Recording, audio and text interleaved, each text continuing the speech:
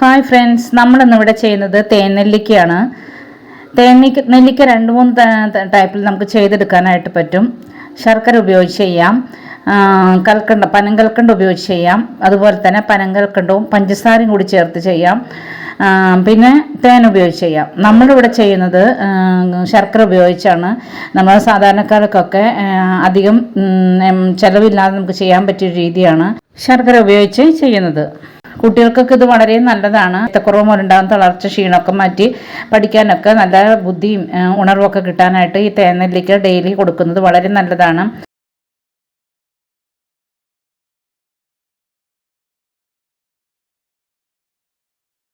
നമ്മളിതിന് വേണ്ടിയിട്ട് ഒരു 1/2 കിലോ ശർക്കരയാണ് എടുത്തിരിക്കുന്നത്. അതിലേക്ക് 1 കപ്പ് വെള്ളം ചേർത്ത് നമുക്കിത് ഉരുക്കിയെടുക്കാം.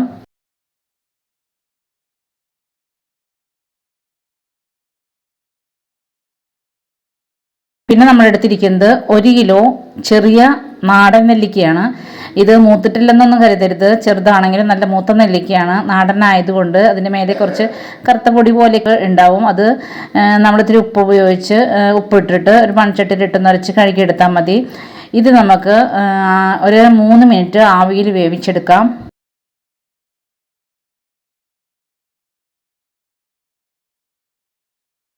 ഇനി നമുക്ക് തേനെല്ലിക്ക തയ്യാറാക്കാം. അപ്പം അതിന് വേണ്ടിയിട്ട് ഞാനൊരു മൺചട്ടിയാണ് ഇവിടെ എടുത്തിരിക്കുന്നത്. അതിലേക്ക് നമുക്ക് ഉരുക്കിയ ശർക്കര ചേർത്ത് കൊടുക്കാം.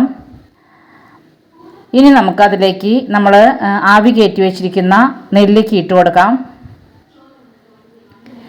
ഇതിലേക്ക് നമ്മൾ ഇതുകൂടാതെ ഒരു 2 കഷ്ണം പട്ട, ഒരു 4 കരയാമ്പൂ, 4 ഏലക്ക ചേർത്ത് കൊടുക്കുന്നുണ്ട്. മാത്രമല്ല, വേണമെന്നുണ്ടെങ്കിൽ ചെറിയ ജീരകം, അതുപോലെ കുരുമുളക്, ഒരു 10-15 കുരുമുളക്, ഇതെല്ലാം ചേർത്ത് കൊടുക്കാവുന്നതാണ്.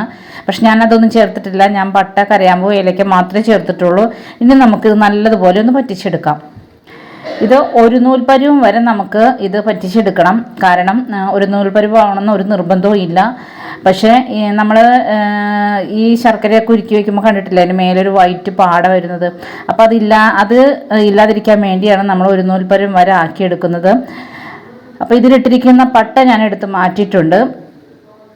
നമുക്കിത് ഇളക്കി കൊടുത്തുകൊണ്ട് തന്നെ ഇരിക്കണം. എന്നാലേ ആ എല്ലാ നെല്ലിക്കയിലേക്കും ശരിക്കും ഈ ശർക്കര നീര് കയറി അത് നല്ല ടേസ്റ്റായി വരുള്ളൂ. ഇപ്പം കറക്റ്റ് ഒരു നൂൽപ്പരുവം ആയിട്ടുണ്ട്.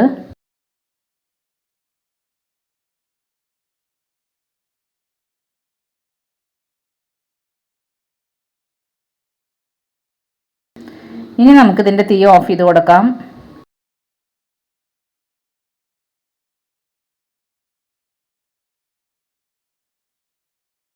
ഇത് ചൂടാറുമ്പോൾ നല്ലൊരു കുപ്പിയിലാക്കി വയ്ക്കുക. എന്നിട്ട് ഡെയിലി രാത്രി ഊണിന് മുന്നേ 1 സ്പൂണും, കുട്ടികൾക്കാണെങ്കിൽ 1 സ്പൂണും, വലിയവർക്കാണെങ്കിൽ 2 സ്പൂണും വീതം കഴിക്കാം.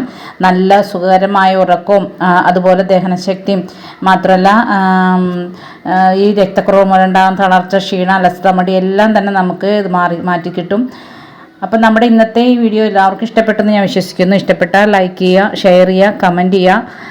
പിന്നെ നമ്മുടെ ചാനൽ ഇതുവരെ സബ്സ്ക്രൈബ് ചെയ്തിട്ടില്ലെങ്കിൽ പ്ലീസ് ഒന്ന് സബ്സ്ക്രൈബ് ചെയ്തേക്കണേ. Thank you.